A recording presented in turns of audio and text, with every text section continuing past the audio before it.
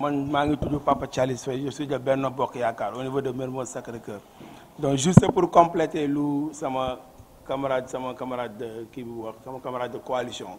mi honorable député Juliette Paul Zenga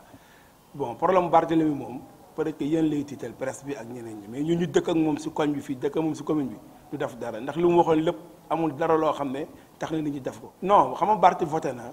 jël taxal sa loxo na voté na ñëpp a ko mën mais il faut vérifier sur les listes électorales et c'est émargent